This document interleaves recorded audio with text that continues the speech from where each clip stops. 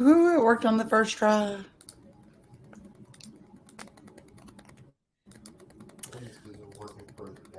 Maybe. What's up, everybody? Welcome to today's webinar with my dear friend, Brandy Brimhall. I am so excited to have her talk to y'all today about controllable errors in billing. She is our go-to expert when it comes to billing questions.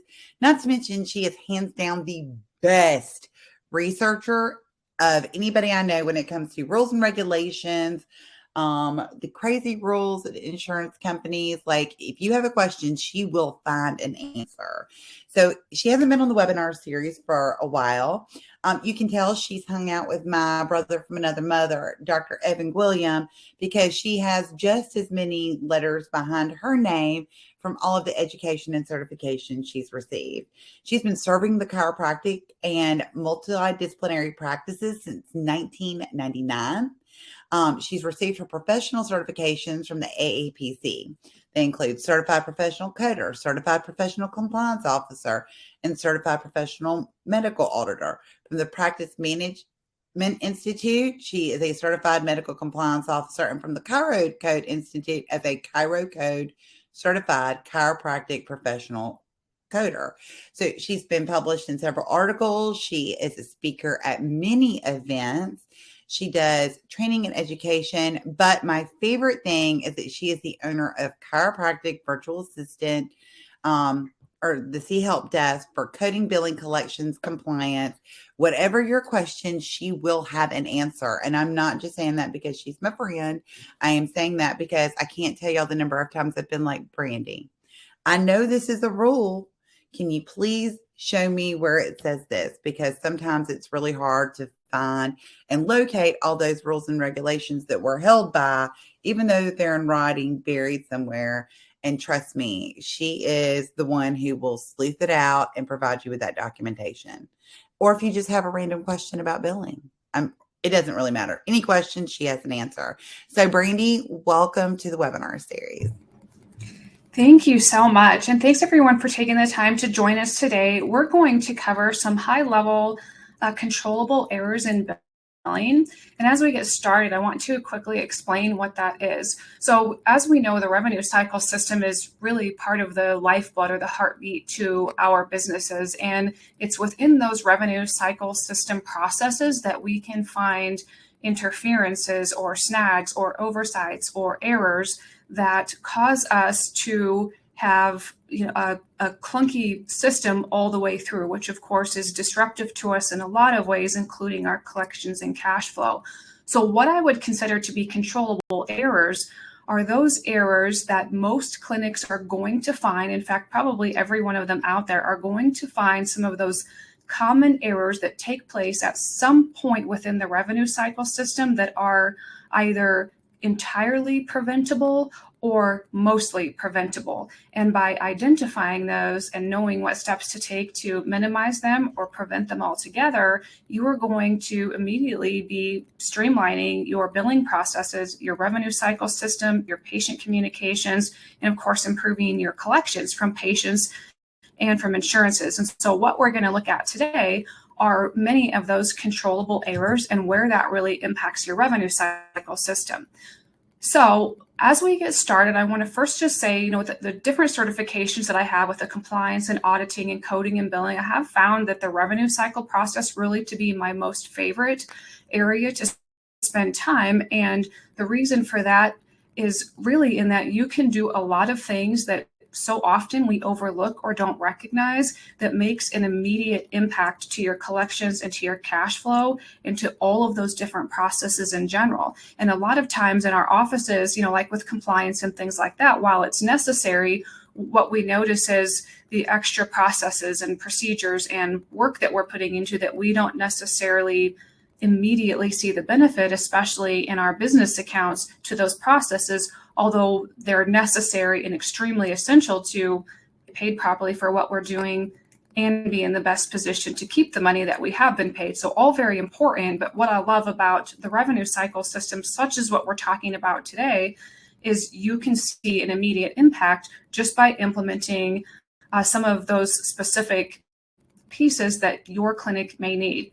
So as we get started with the controllable errors, of course, we wanted to just address the cause and effect to interferences in our revenue cycle system. So some of the things that you're probably going to be familiar with, and if you're not, check with your billing team to see if they've pulled reports to identify any of these common issues, or if they've looked in particular areas for some of these types of findings, because you want to know, because this is going to help you keep your fingers on the pulse of your practice and keep that money moving.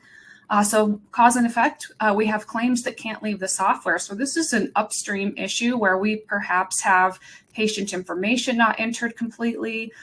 Perhaps there's a patient account with payer information that hasn't been all the way added. Someone was at the front desk, they were busy, they marked the patient as insurance, but got busy on the phone or with another person and wasn't able to complete adding the payer information. As a result, those charges were entered and they're stuck in your software and they can't go anywhere because the patient account wasn't set up.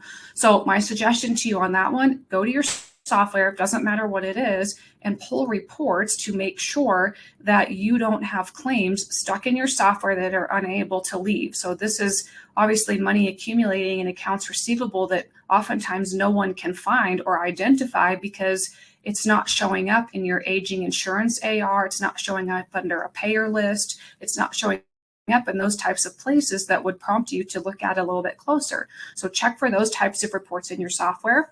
The next piece, cause and effect, is electronic rejections. So again, taking this all the way upstream from the initial setup of the patient account, certainly the entering of charges, the reviewing of charges for clean claims to make sure that you're doing your due diligence to submit proper and clean claims to payers as we're required to do according to the CMS 1500 guidelines. Well, when we submit those electronic claims and we haven't followed those processes, or we have overlooked or skipped different upstream activities, we may land with electronic rejections, sometimes to the tune of thousands upon thousands of dollars.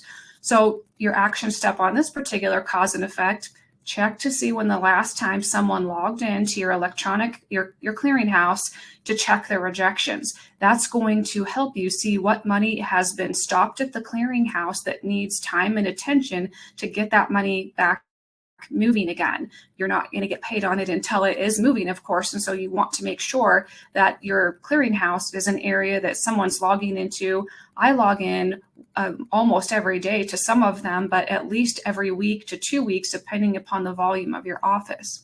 You're also going to find in your clearinghouse, you're able to pull a report or at least even just view as you're going through and fixing those claims rejections, what common rejections you're finding. So some of the ones I come upon, for example, that M54.5, that low back pain diagnosis code that has been invalid since the end of day on September 30th of last year, is still popping up all over the place, and those claims are rejected if that diagnosis is used. So your solution to something like that, as we talk about cause and effect, I just want to also give you some suggestions as to how you can fix it and prevent those types of things from happening. So one of the things I do is communicate with the clinics, of course, letting them know and reminding the providers and whomever's doing data entry, this diagnosis is no longer valid.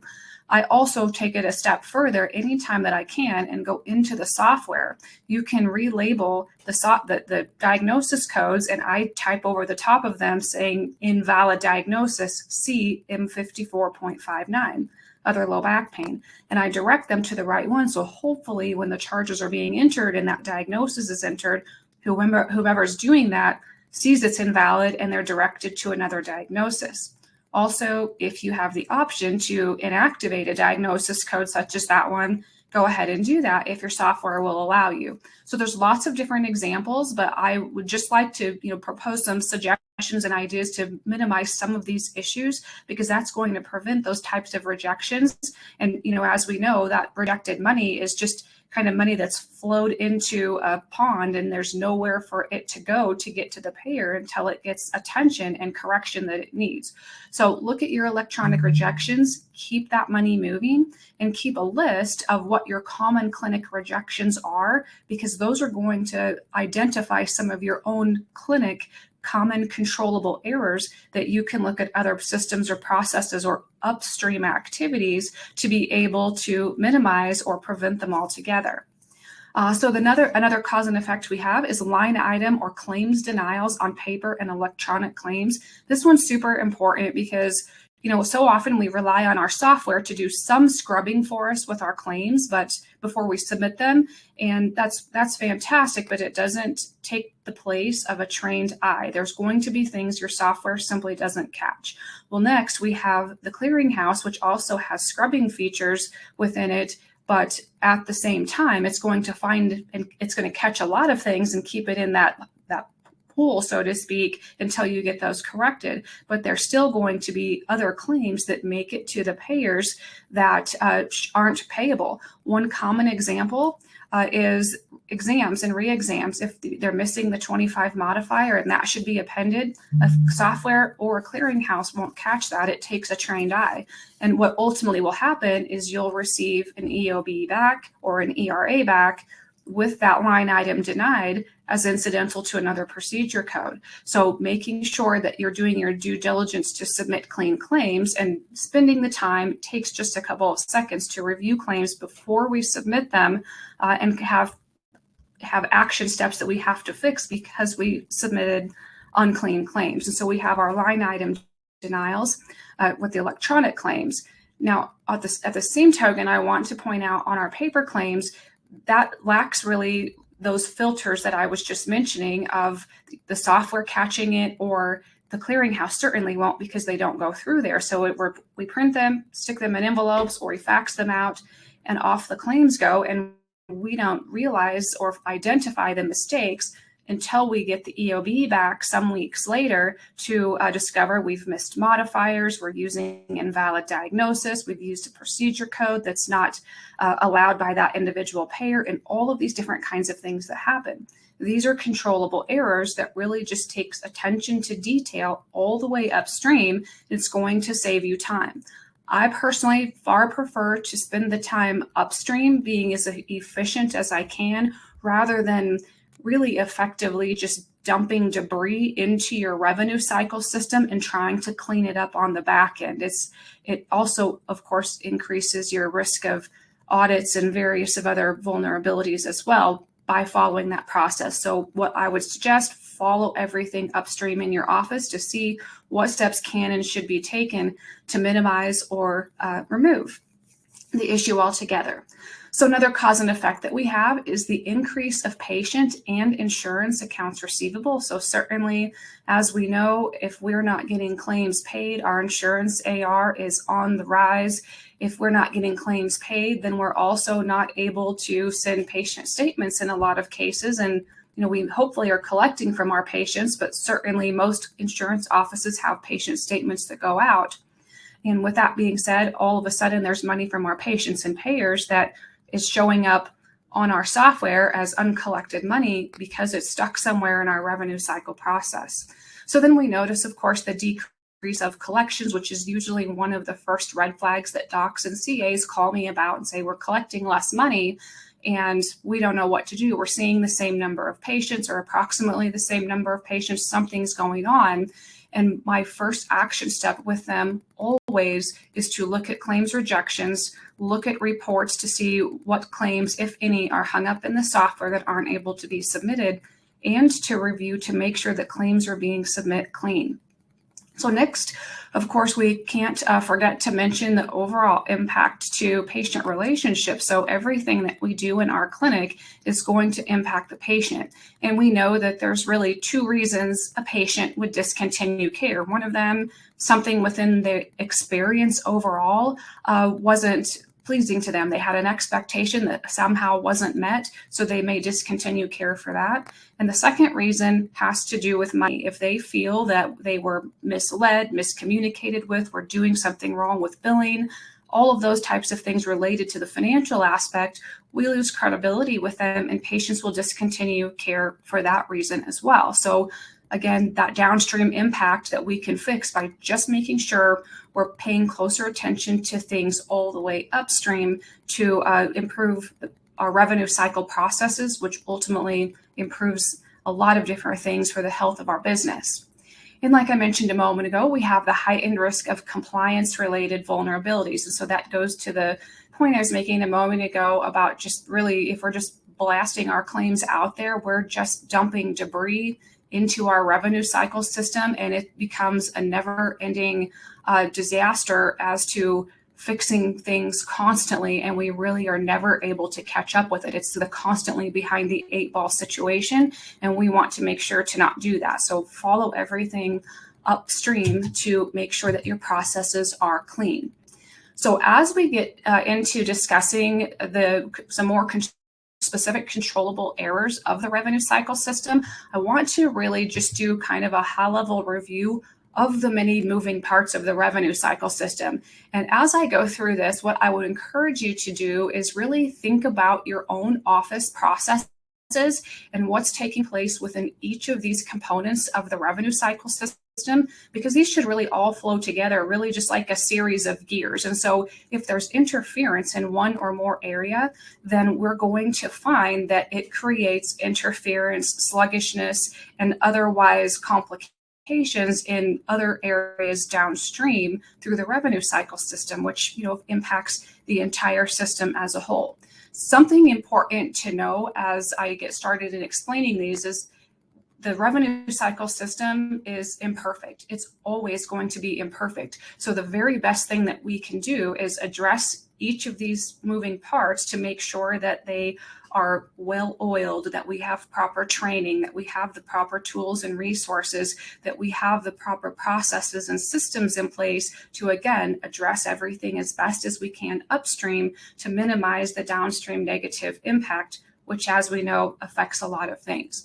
So the first moving part to the revenue cycle system is going to be the documentation.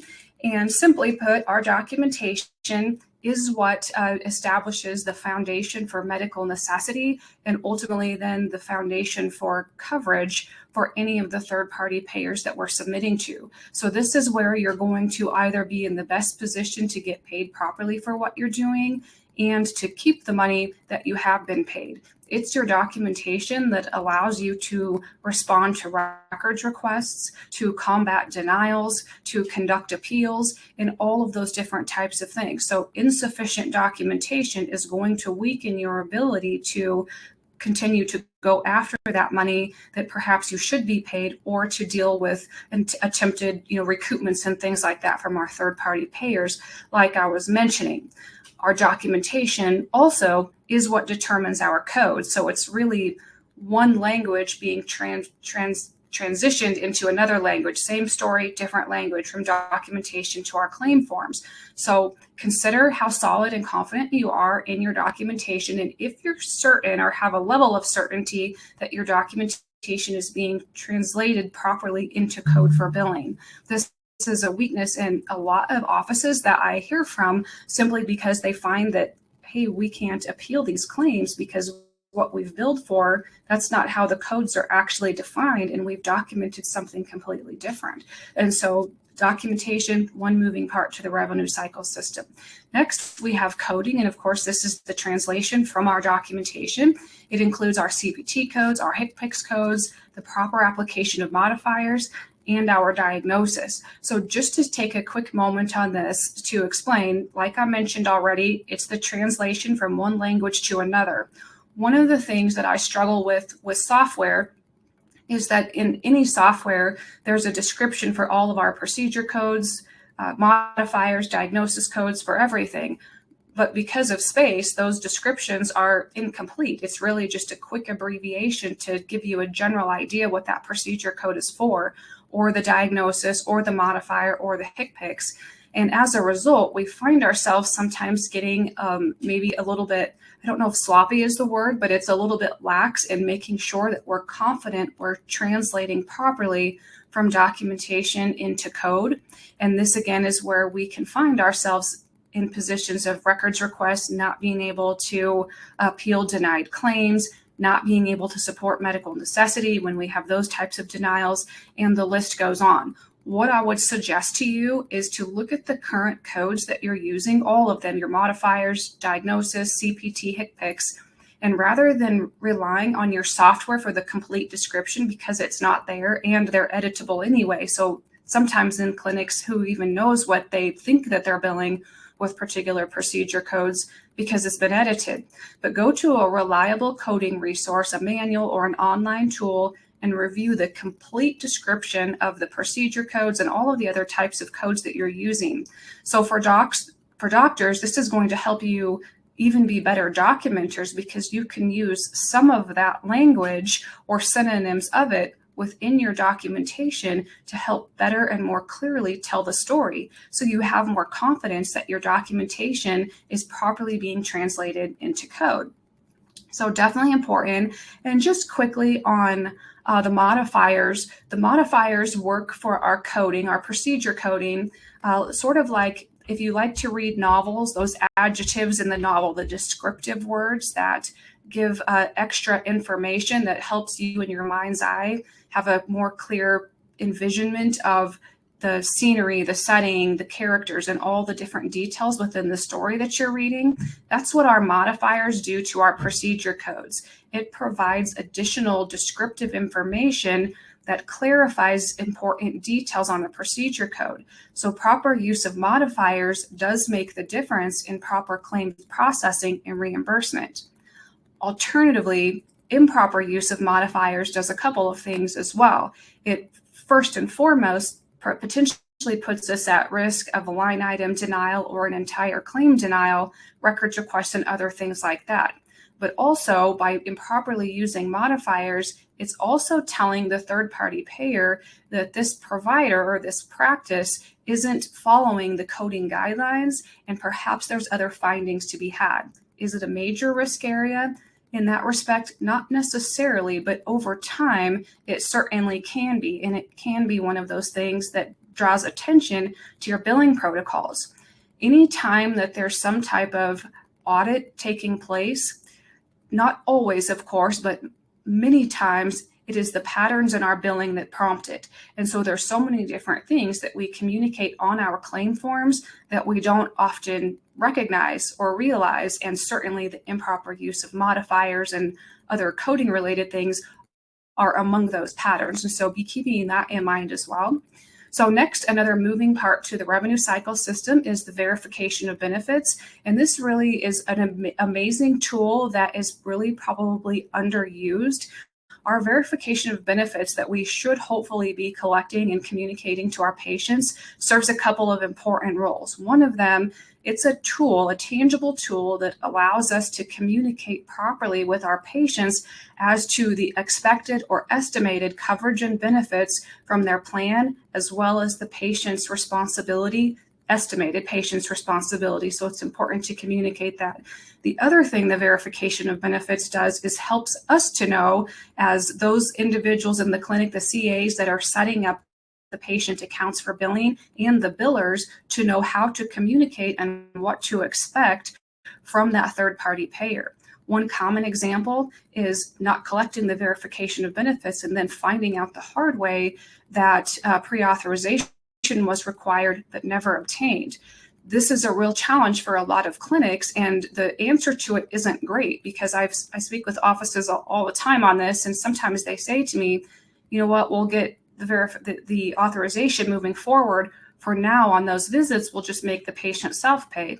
But guess what? You can't do that, because the patient also receives a copy of that same remittance, which tells them at the bottom of it, you may be billed, and it tells them that they are not responsible for anything because authorization was required to be obtained by the provider and it wasn't obtained. This has a big impact to patient relationships. So gathering that information upstream is super helpful to your patients, certainly in terms of communication, and then for your clinic and proper billing. Next, we move into another piece of the revenue cycle system is over-the-counter collections. This includes our self-pay amounts, so it's that money that's not related to any insurance at all. It could be even including our non-covered pillows and nutrition and whatever else we're doing, laser, DRX, that sort of thing in your office, patients' deductibles and co-insurances. This kind of stems down a little bit from having properly collected verification of benefits and financial information so we know what to expect from the patients and how to communicate that with them. The other thing that I would say in this too is making sure that we have adequate and sufficient training so whomever is communicating what the patient responsibility is has some confidence in doing so. Without that, we're left in a position as CAs, and being one myself, I've been there probably thousands of times, where you either have the option to take a guess as to what the patient's going to owe, or you do nothing at all, right? Because those are our two choices. In either case, while taking a guess is going to be certainly your better option because at least it helps to create good habits, you're still guessing. So the more that we can do to have some level of certainty is going to help us minimize the number of patient statements that are going out, properly communicate with our patients, avoid misrepresentation of financial responsibility to our patients or creating confusion in that respect, and other things along those lines. And so that's another important moving part to the revenue cycle system. Another moving part, and again, as you just keep thinking about how these are working with your own clinic and where you may have interferences, so to speak, that are impacting your overall productivity, collections, and your team's confidence in what really should be done and how to do it. The next one is claims preparation and review.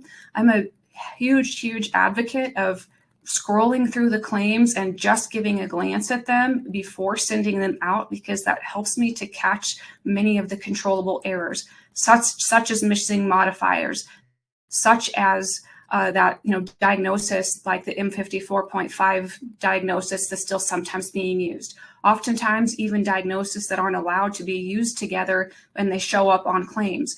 I like to just keep a checklist at my desk, and I have those controllable errors that I'm used to just watching for all the time. And it gives me the opportunity to find and fix them rather than mail out claims or wait till they reject, or until I get an EOB in the mail and I have to, or across my software, and I have to then take action steps to fix it and get that claim back moving again so it can process. It just takes extra time to do that. So review your claims before you submit them.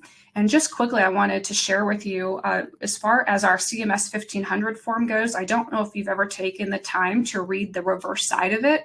Not going to do that today, but just to summarize one piece of it for you, it does require that we do our due diligence to submit clean claims on behalf of our patients. So, and that's what, the doctor's signature, the signature and date on the front side of the claim actually certifies that multiple different processes and steps have been followed, which you can read about on the reverse of the claim form.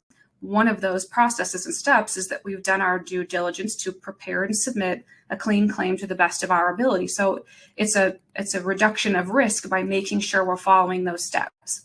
Next, of course, we have our actual claims submission, just making sure it's being done in a timely manner. Our claims are being routed to the proper payers, and we're getting, we have some proper flow in our claim submission process. What I would tell you is if you happen to be one of those offices that thinks, oh, I have 5 minutes, I'm just going to hop in and send out claims right now, there's an excellent chance that there's a lot of controllable errors that are just, it's that debris that's just going into your revenue cycle system.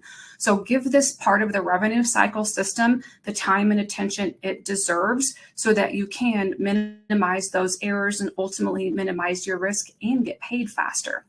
Next, we have our patient statements. This one really, and every one of these particular moving parts to the revenue cycle system, we could spend an entire webinar on. But patient statements, definitely very important because we want to make sure they're consistent, that they're clean. If a patient has a question, we have the ability to answer it or know who within our team does, so the patients aren't ever left without an answer or with questioning our credibility in billing their amounts due and things along those lines. Next, we have the insurance follow-up. And so this is going through the moving parts of our revenue cycle system and keeping that money moving that should be in, but somehow it isn't. And that includes resubmissions and calls. One thing that I would tell you, and actually even logging into your payer portals to look for claims, sometimes our remittances are missed or they don't pull through our software and the various of things that can happen. So have access to your payer portals.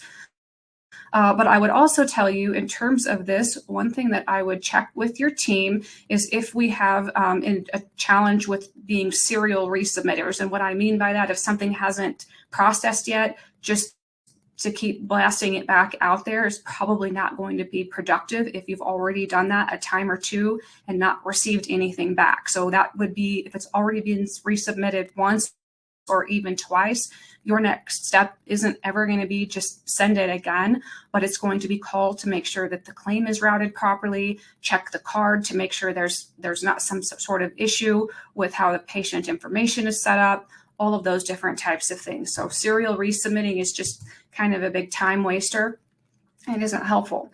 Next, we have appeals. And so this is properly managing and efficiently managing our records, requests, and denials. EOBs and ERA management is next. And with this one, I would tell you, just make sure you're reading them. Far too often, I think we find ourselves sort of becoming robots as we're working in the revenue cycle system. And it's really easy to just post the amount paid, post the write-off, especially if we have an auto post feature in our software, and we just post it and move on without paying much attention to anything. Make sure that you're reading your EOBs. If you're not, then I can absolutely most likely guarantee you that there are denied line items or issues with individual, perhaps a full claim or individual line items that's causing you to lose money and putting your clinic at risk. Remember, on every single EOB that we receive or ERA that we receive, there's those adjustment codes or reason codes. And at the bottom of the EOBs, there's a glossary that tells us what each of those mean. And that tells us exactly on our claim forms why and how each line item for every single claim was processed as it was.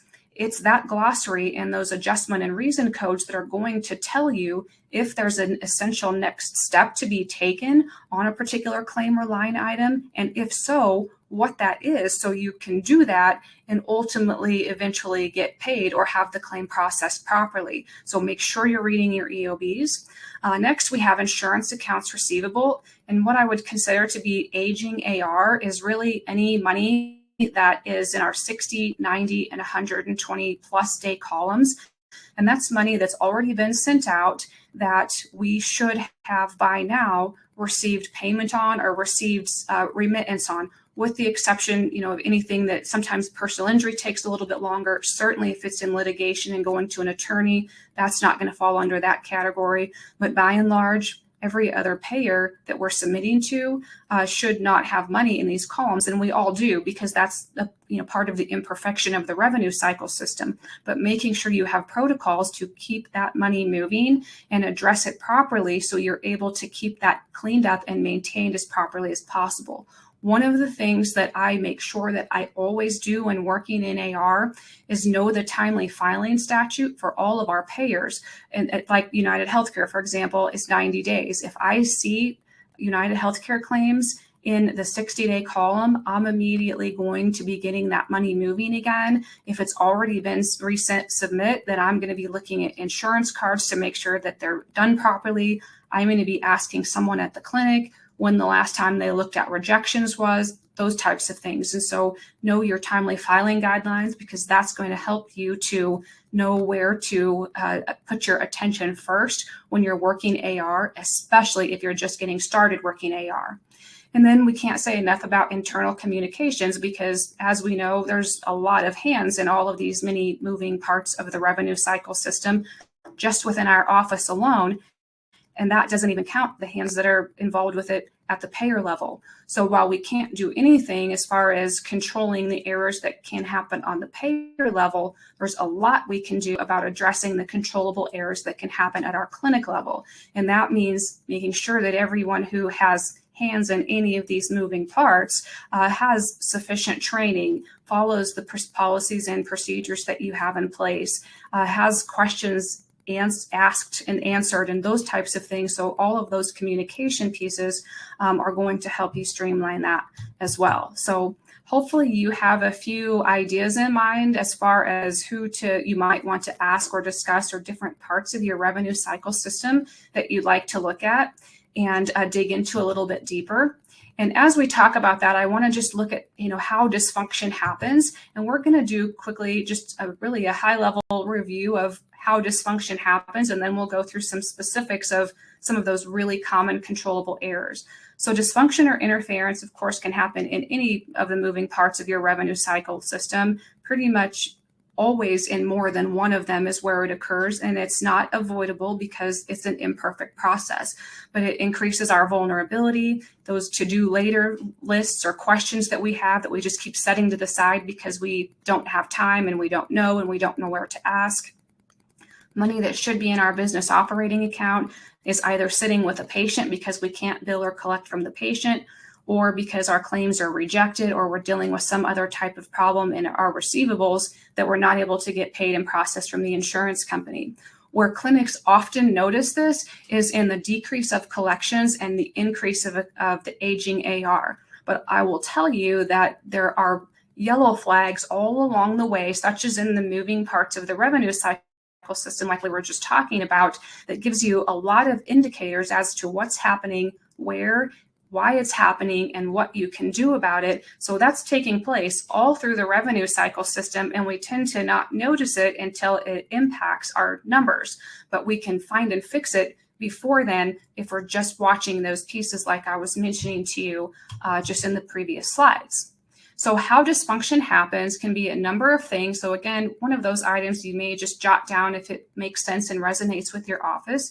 A single gatekeeper is only one person who knows what to do. So the keys to the whole world as far as your billing and collections is with one person. And if that person is off, if they're sick, if they're on vacation, if they move away, pretty much everything stops. Your solution to that is documenting policies and procedures. And I personally, I'm a policy and procedure person, but I don't care for the long paragraph after paragraph description. I'm a checklist person. The basic necessities as to how to complete basic functions tends to be a better GPS, if you will, for those types of things. And it's easier to create, easier to follow, and is overall helpful and more efficient to deal with anyway. Next is baton passing. And so that's this person told that person who told that person. There's just a lot of moving parts with lack of communication. So just making sure the communications are streamlined. Insufficient or absent training. I know a lot of chiropractic and PT billers and multidiscipline billers that their story is similar to mine, in that when I first started doing the billing in the 90s, I was quite literally thrown to the wolves. It wasn't even what I thought I was going to be doing in the office. In our offices, the current biller left just out of nowhere, and there I sat having to figure it out. And so we do a lot of self-training. In my situation, clear back then, it was a lot of trial and error, which became this absolute obsession with understanding everything. So ended up being a good thing for me, but at the same time, it's not a great experience to have to endure, and it didn't feel like a good thing at the time. So we want to make sure that we utilize those tools and all of the resources that we have now to make sure that our team is really equipped with proper training. That's what keeps all of the money moving, and that's what helps us to be in the best position to get paid properly for what we're doing, to communicate with our patients, of course, and to be in the best position to keep the money that we have been paid. Next, we have challenges with time management and time availability. And really, this is the story for every healthcare office out there across the board. We all have so many different things and so many different priorities that have to be touched on.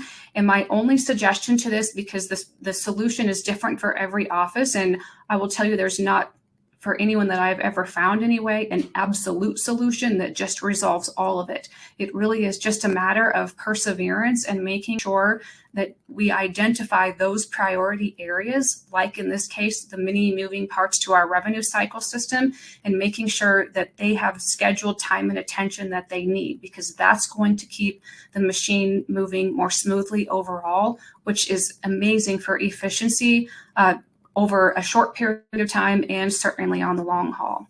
Next is we have the lack of awareness of the overall value of the revenue cycle system. And I say that because a lot of times we just feel like we submit the claims, we get the EOBs, post them, and then we kind of go on with our day. But like we were just talking about, there's a lot of moving parts involved, and there's a lot of hands involved. And anytime there's a lot of hands involved in a process, that of course is going to increase the risk of oversight, error, misunderstanding, and those types of things.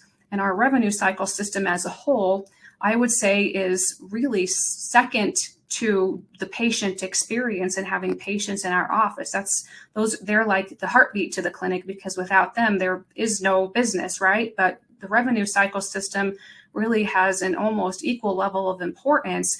And if we're not putting the time and attention to make sure that that experience and that process is as healthy as it can be, then of course there's a lot of other downstream effects that we have with that, not just in collections and vulnerability and those types of things, but in our team confidence and our team efficiency, patient relationships, and the list goes on.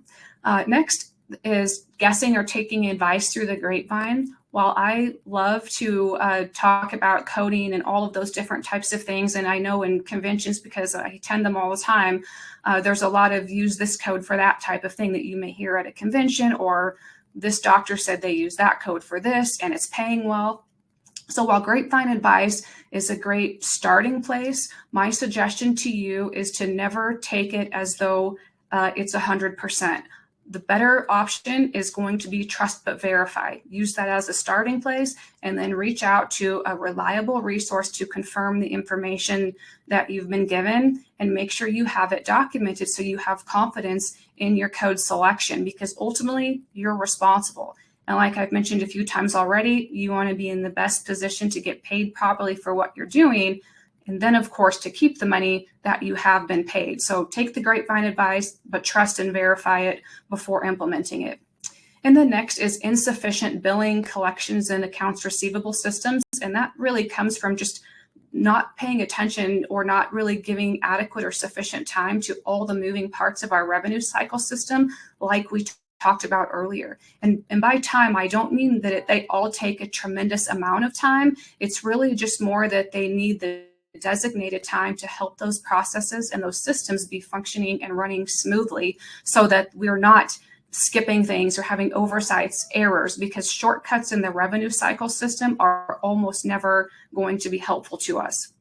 So just make sure that we give that adequate time as it applies. So if you can relate to any of those types of dysfunction, then certainly you're among the majority in having an imperfect revenue cycle system, because we all do. So as we go through the next few minutes here, I'm going to share with you some of the most common controllable errors that I come upon in all the clinics that I hear from on the help desk, and the ones that I am in the middle of every single day.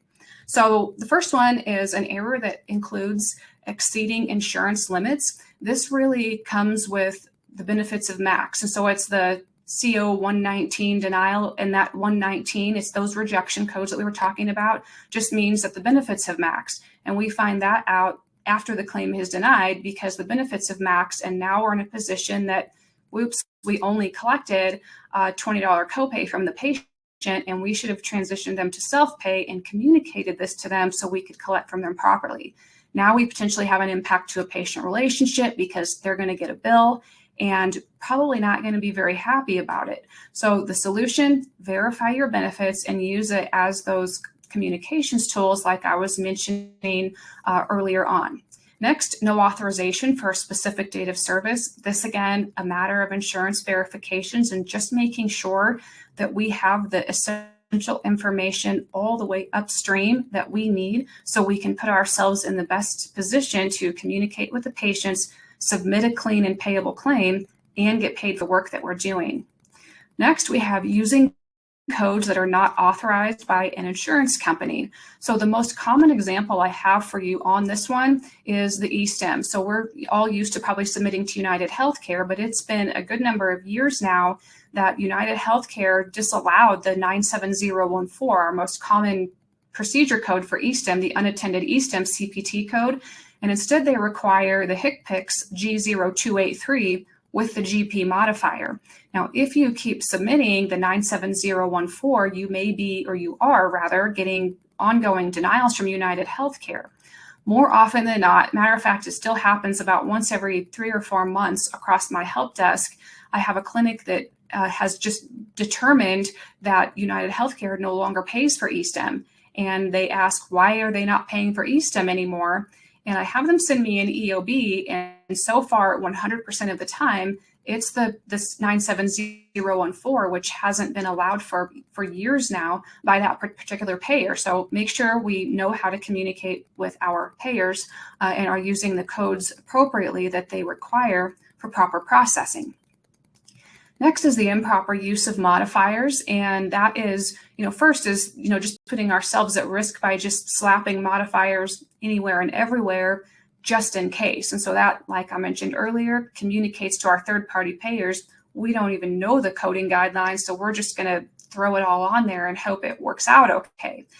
The other challenge with improper use of modifiers is that if we're missing modifiers in essential places, we are going to get claim or line item denials. Common example, United Healthcare, our outpatient therapies require the GP modifier. Some Blue Crosses do, the Department of VA does, and there's other payers out there as well. So making sure that we're using our modifiers appropriately communicates that extra information on the individual line items, on those individual procedure codes, as it's required by the payers in many cases, but also in the general coding guidelines that helps us to communicate what we're doing and get processed and paid properly the first time. While it's a correctable matter, a lot of times we find that we learn about these controllable errors in claims rejections if it's something our clearinghouse will catch, and otherwise in claims or line item denials once we receive our remittance back. And then you're spending time fixing things, and that takes time and energy. And then you're not working on new money, you're just fixing mistakes that really should have never happened anyway. So some other controllable errors: insufficient diagnosis pointing. So quick summary on diagnosing: your procedure codes say what you're doing, your diagnosis codes say why you're doing it. So the basic fundamental rule is for every procedure code that we're submitting for, we have the responsibility to add sufficient supporting diagnosis to explain why that individual procedure was performed. And ultimately, that's what supports and explains the medical necessity for those procedures. So if you're finding that you're getting denials for individual line items, it's likely in some cases anyway, because your software is perhaps just defaulting to the first 4 diagnoses. And so you're just saying all these procedure codes are rendered for all these same diagnoses and calling it good, or you don't have sufficient diagnosis to properly support the procedures that you're billing for. So make sure you have sufficient diagnosis codes that are, of course, defined within your documentation and then translated into code onto your claim forms as it's applicable. Next, we have the use of invalid diagnosis or excluded diagnosis. So invalid diagnosis, I've given the example of the low back pain diagnosis a couple times already. That's the most common one. There's also the myalgia one that I see a lot of times too that's still misused. But if you have diagnosis that have been deleted that you're using, and you'll find this in your claims rejections or on your EOBs if you're submitting by paper and your clearinghouse didn't reject the claim. But that's a controllable error. So use your software, communicate with your providers, do those extra steps that may be necessary to minimize that issue. Quick reminder on excluded diagnosis: while there's not a ton of them in chiropractic, there are a few. And excluded diagnosis are those where you have 2 or more diagnoses that aren't allowed to be used together on the same claim. And this is going to be, if you look in your coding manual or your online coding resource, this is going to be where you see that excludes one note. So that takes us back to our days of ICD-10 training a little bit, but that happens. And I get probably once a month or so a question across the help desk that says, Brandy, we keep getting this denied because of diagnosis. We've checked our diagnosis. They're all current. They're all valid.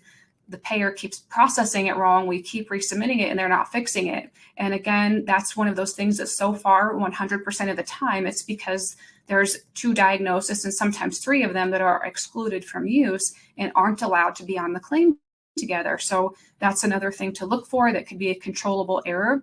And like I mentioned a moment ago, fortunately, there aren't that many of them in chiropractic, but there are a few. And so you might just want to make a list of those if you're commonly running into that. Next, we have insurance expired before the patient's visit. The most common time this happens is the new year, because we forget to ask for new cards and we're just billing last year's insurance. But patients can change insurance at any time, as we know. So this becomes a communications matter at your front desk and even in call screening, to make sure to remind the patient that if they have new cards for billing, you're going to need copies of those. Otherwise, this is going to be the product of an awful lot of rejections and denials that tell you the patient's coverage has termed. And then that puts you in the position of having to track down the patient, which we know isn't always the easiest thing to do, gather the new insurance information, prepare the claim, and then get it submit again to the right payer. So just communications helps that tremendously. And I could say for myself at the beginning of the year, if this was buttoned down in some of my own clinics that I am doing the claims for, would probably save me a fair number of hours and a tremendous number of messages to clinics in reminding them to ask patients for current insurance cards. Next, we have not collecting copays, coinsurance, and deductibles at the time of service. This becomes a tremendous amount of lost money for your office. Keep in mind that your front desk over-the-counter collections is ultimately what determines how much money your office has every single day the doors are open. That's a tremendous amount of power, because if you don't have good over-the-counter collection processes, you have big holes in the bucket or big cracks in the bucket where there's just money slipping through constantly, which of course impacts patient aging accounts receivable, impacts the amount of time that's having to be spent and money being spent on preparing and sending patient statements. And by then we're already invested as a clinic. So by then you're guaranteed to not make as much money, because you're going to be spending time and money to try to track that money down and capture it before it becomes too old and then ultimately is uncollectible, which oftentimes that happens when we let our money quite literally walk out the door. So quick one on this also, doesn't matter your network status with payers. If you're an out-of-network provider, you still have the responsibility to make the good faith effort to collect patient responsibility. Extra important to know that, because even though we as providers don't have a contract with the third-party payer, our patients do.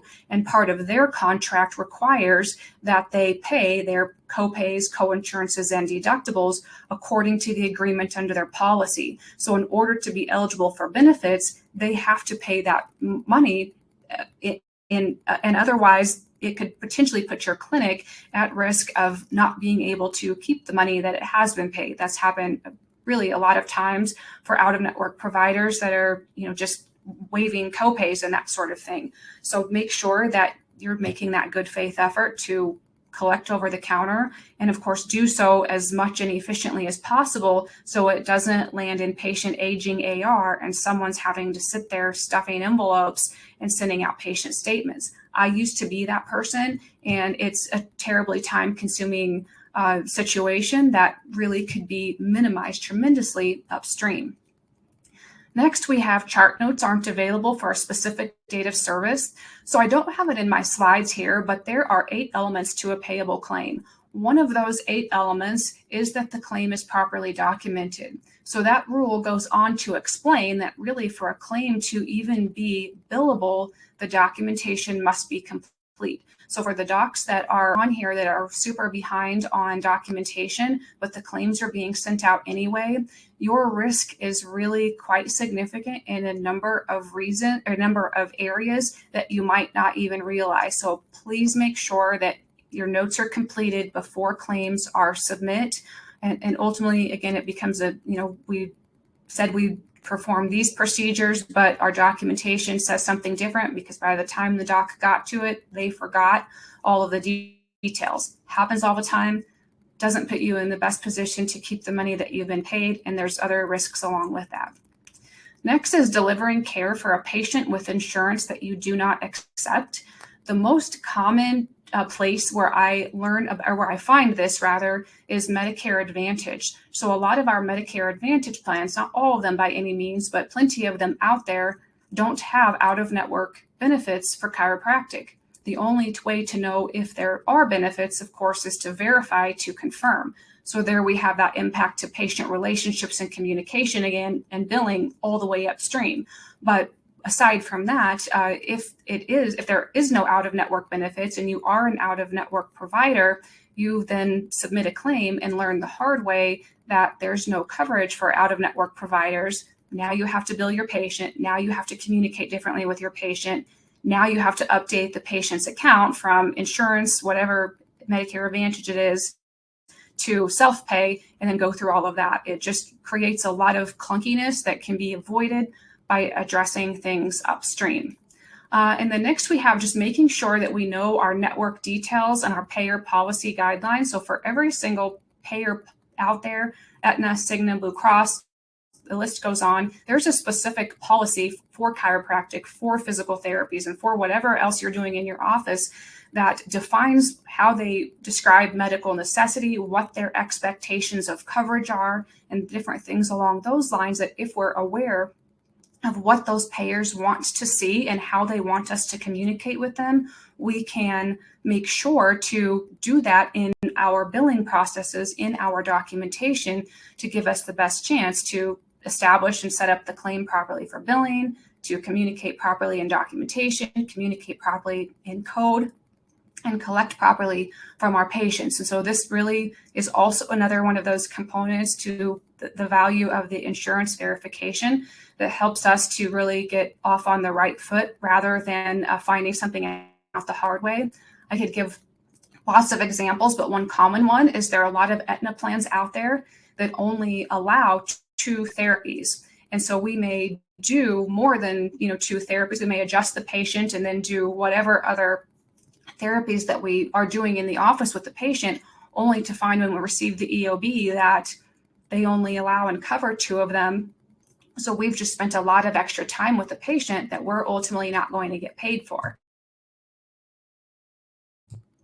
which means either those services weren't medically necessary. Perhaps we should have communicated with the patient differently. Maybe some of those should have been self-pay, or maybe the provider would have made a different treatment plan recommendation based upon the understanding of the benefits and limitations of that individual policy. So there's lots of variables, but choices we would be able to make if we had that information. So another controllable error is misrouting claims.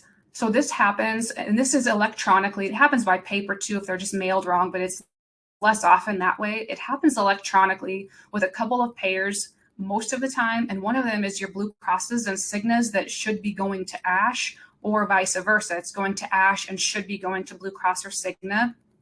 Bear in mind that either of those payers will forward the claim on. You'll see that in the adjustment codes on the EOB that comes back telling you you're not going to get paid because your claim was misrouted. But it still takes extra time. You're waiting for the money. And I would say it's only maybe 85 to 90% of the time that those claims actually do get forwarded on and processed. So it leaves you kind of with this constant hole in your aging accounts receivable. So routing your claims properly is a big deal. Another time that happens, and it can happen with any payer, but another one I run into pretty regular is UnitedHealthcare. UnitedHealthcare has their most common payer EDI code that we send our claims electronically to, but different UnitedHealthcare plans have different payer EDIs that the claims have to be routed to, and unfortunately, they're not always correct on the patient's card. UnitedHealthcare happens to be one of those payers with the 90-day timely filing, and so once again, if you resubmit one of those UnitedHealthcare claims and you still don't receive anything, would be an excellent idea to log into your Optum Pay portal to check and confirm the payer EDI, or call the payer themselves to make sure that it's being routed properly, because UnitedHealthcare won't forward that on to the other proper processing department. They just let the claim set, and oftentimes you don't even get, in fact, most times you won't even get an EOB telling you you've misrouted it. You'll just get nothing. Next is making sure you're eligible for electronic billing. And so this is a fun one because a lot of times we do a tremendous amount of paper billing in a lot of our offices, and anything that you can submit electronically is going to give you that second filter for claim scrubbing, really. So it is helpful, but also it helps you to monitor that the claims are received by the payer, make sure that the payer gets them quicker, and ultimately you're going to get paid much, much faster. So I would personally take a look at all of the payers you're submitting to by paper, and if you're able to send to any of those electronically instead, begin to make that transition, because it's going to help you get paid faster. Just keeping in mind that some of those payers you're going to have to enroll and wait for approval to submit electronically, and others you don't. So just be watching for that, and you'll see that in your clearinghouse. So super easy to do. We talked about not reading EOBs and just making sure we take the time to do that, so we're not missing claim or line item denials and those action steps that we need to be taking in order to make sure that we're getting paid properly for the procedures that we're submitting for. Next, we have improper submission of paper claims. So there's a couple of, in my office, I submit claims by paper, quite a few of them, and most payers will accept just a black and white copy of your HCFA form. I just mail them in or fax them to those particular payers. PI is an example of those, that sort of thing. But there are some payers that if you submit, such as the Department of VA, such as Medicaid, such as ASH, if you submit on a copy of the claim, it's going to not process at all. You'll get an envelope back telling you have to use the official form. So in which case, make sure you use the red and white form and you're submitting those properly. And there's other payers like that too, but those are some common examples. And then finally, really, and we've addressed it all the way through the webinar so far, is just having incomplete or incorrect upstream protocols. And so like I mentioned, anytime you have an error, a controllable error, or something you're commonly stumbling upon, rather than just fixing it on the back end all the time, follow it as far upstream as you can to make the tweaks and changes and training and fixes, whatever you can do to minimize it or remove the error altogether, all the way upstream, because it's going to ultimately allow you to be much, much more efficient, more profitable, and help you to get to a lot of those other things that we find ourselves just not getting to because we're just in fix-it mode all the time. So as we conclude today, that was a pretty high level. We can go through a lot of different controllable errors, and there's, certainly we could spend all day long talking about all of these different moving parts of the revenue cycle system and the interferences that can take place within them, how to fix it, and those types of things. But I think hopefully we provided a pretty high level, useful tutorial for you today as to things to look at in your own revenue cycle system, to meet with your team about, questions to ask, and things of that nature. So some action items that I just leave you with is just evaluate your own revenue cycle management processes, identify those interferences, and again, follow them upstream. There is no such thing as too much training, even for the best of the best billers and office managers and front desk CAs. Just making sure that we're on the right path gives us confidence to even be more efficient and better leaders within our clinics. Definitely take a look at policies and procedures and that checklist situation that I mentioned to you earlier, just because it's more useful for me, more efficient to look at, and just overall more helpful in my view. And again, training extra important. So if you have questions, if you'd like to learn about my help desk, which is where a lot of these questions funnel into, you can visit the CHelp Desk website, and my email is down below at the bottom of the screen in blue. So with all of that, Christy, that sums up everything with our controllable errors for today, and I will turn it back to you. Thank you so much, Brandy. Even I'm over here taking notes. So I love it. Thank you so much. I do have a couple of questions. So one of our listeners today is having the hardest time knowing which modifier is to be used with which code. She's reached out to insurance companies, but they told her that they're not qualified to inform her. What would be a great resource for her to learn more about modifiers and which codes they're supposed to be used with? Sure. So a couple of places, and you're right, the payers aren't required to tell you, so they leave you just to guess, and that can really be fun. So your individual payers will oftentimes put out publications if there's particular modifiers they're requiring individually that are above and beyond the actual coding guidelines. Like United Healthcare, for example, Medicare does a fabulous job of giving modifier guidelines for the Medicare payer and so forth. But otherwise, to confirm which modifiers are to be applied on different procedure codes or in different coding scenarios, you go to the NCCI edits. It's the National Correct Coding Initiative. And those edits allow you to type in a procedure code or any coding combination, and they will tell you if there's a modifier required, and if so, what it is. So it's the NCCI edits. And if you have a question, and you can just Google that, and you'll be able to pull up, there's multiple resources for those, and you'll be able to, to go through and check your coding scenarios that way. And otherwise, I'm happy to help if you'd like to email and send me a couple of examples that you're running into. Excellent. Okay, the last question. What are your thoughts regarding requiring patient credit cards on file, or at least encouraging the practice to do so? So there are some rules in relation to having cards on file that are going to be automatically charged. And so I would first and foremost check into what those particular guidelines are. The other thing that I would tell you is you do have to have the proper financial documentation for that. And just because I get asked all the time if the clinics can extend a credit card surcharge, because you're going to be, obviously billed for charging credit cards to your patients. Every state has their own guidelines on that, and you're going to want to make sure that it's something you either can or cannot do, so you're not erroneously charging your patients that surcharge only to be, learn the hard way that it's not compliant. Excellent. Thank you so much. Again, make sure you write down Brandy's email address, and then check out our website, chelpdesk.com, because if you're like me, 30, 45 minutes after today's presentation, you're going to be like, oh, I wish I would have asked this question. You can send it over to Brandy. Like I said, she's a go-to resource. Honestly, don't tell Evan Brandy I said this, but like I'm almost positive that you know more than him and you're faster. So that's our little secret on today's webinar. Oh, perfect. Perfect. He's traveling today anyway. I actually heard from him earlier this morning, so we're safe.